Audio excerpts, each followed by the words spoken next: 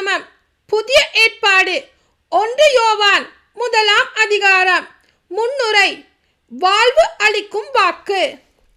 தொடக்கம் முதல் இருந்த வாழ்வு அளிக்கும் வாக்கை நாங்கள் கேட்டோம், கண்ணால் கண்டோம், உற்று நோக்கினோம், கையால் தொட்டுணர்ந்தோம்.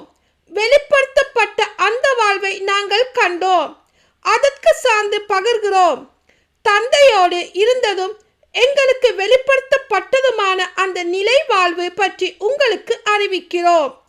தந்தையுடனும் அவருடைய மகன் இயேசு கிறிஸ்துவுடனும் நாங்கள் கொண்டுள்ள நட்புறவை நீங்களும் கொண்டிருக்குமாறு நாங்கள் கண்டதை நாங்கள் கேட்டதை உங்களுக்கு அறிவிக்கிறோம்.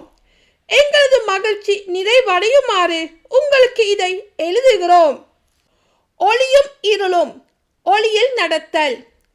நாங்கள் அவரிடமிருந்து கேட்டறிந்து உங்களுக்கு அறிவிக்கும் செய்தி இதுவே: கடவுள் ஒளியாய் இருக்கிறார், அவரிடம் இருள் என்பதே இல்லை.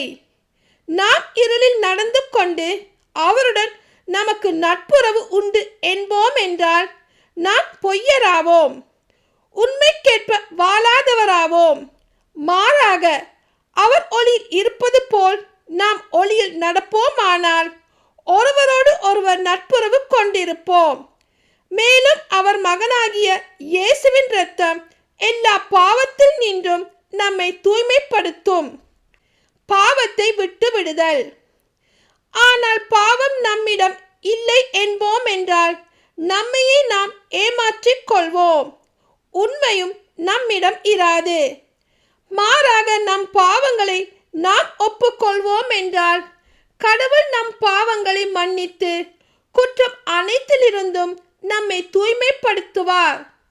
ஏனெனில் அவர் நம்பிக்கைக்குரியவர், நேர்மை உள்ளவர். நாம் பாவம் செய்யவில்லை என்போம் என்றால் அவரை பொய்யராக்குவோம், அவருடைய வார்த்தை நம்மிடம் இல்லை என்றாகும். ஆமேன்.